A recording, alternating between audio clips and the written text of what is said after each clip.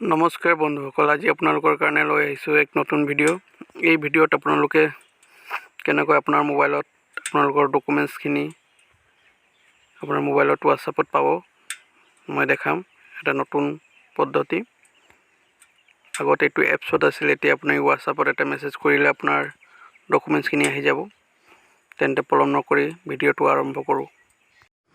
প্ৰথমে আপুনি ব্লিংক হৈ থকা নাম্বাৰটো ছেভ কৰি ল'ব আপোনাৰ মোবাইলত, ডিজিলকাৰ বুলি।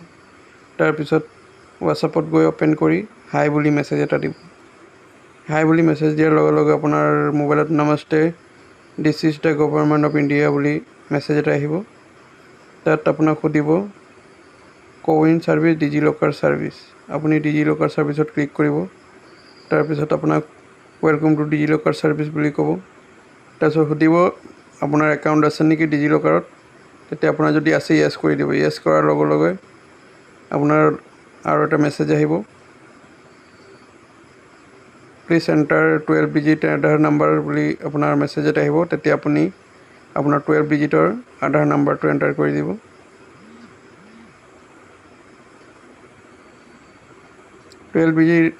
আধাৰ নাম্বাৰটো এণ্টাৰ কৰাৰ পাছত আপোনাৰ মোবাইলত OTP এটা আহিব।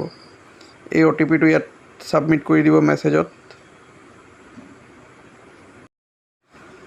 OTPটো ছাবমিট কৰাৰ পাছত আপোনাৰ মোবাইলত 30 ছেকেণ্ডৰ সময় ল'ব সিহঁতি কনফাৰ্ম কৰিবলৈ। তাৰপিছত আপোনাৰ আধাৰ ইছ্যু বুলি দেখাব। তাত আধাৰত ক্লিক কৰি দিব। আধাৰত ক্লিক কৰাৰ লগে লগে আপোনাৰ যিটো আধাৰ কাৰ্ড, সেইটো আধাৰ ডিটেইলছখিনি ইয়াত আহি যাব। এইটো আপুনি অ'পেন কৰি চাব পাৰে।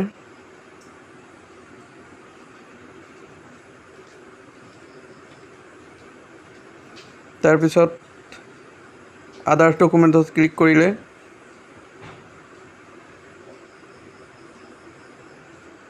আপোনাৰ আৰু কি ডকুমেণ্টছ ইয়াত ছাবমিট হৈ আছে এইবিলাক দেখাব।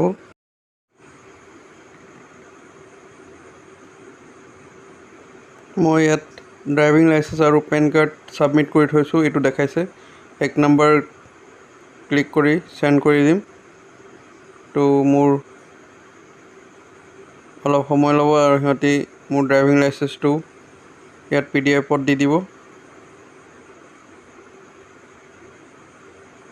এইটো চাওক, আহি গ'ল PDF-ত ড্ৰাইভিং লাইচেন্স।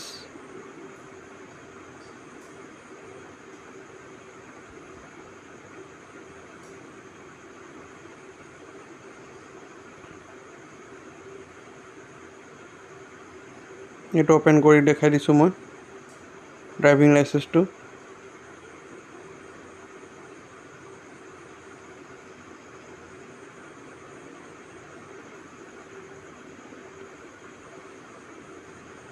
আপুনি এইখনো দেখাব পাৰে। কেতিয়াবা আপোনাক ৰাস্তাত যদি পুলিচে ধৰে, এই ড্ৰাইভিং লাইচেন্সটোও দেখাব পাৰে আপোনাৰ ওচৰত থাকিলে। আৰু আধাৰ ডকুমেণ্টছত ক্লিক কৰি আৰু এটা মেছেজ আহিব, ইয়াত 2 নম্বৰত পেন কাৰ্ড আছে। মই 2 টাইপ কৰি দিলে পেন কাৰ্ডটো আহি যাব।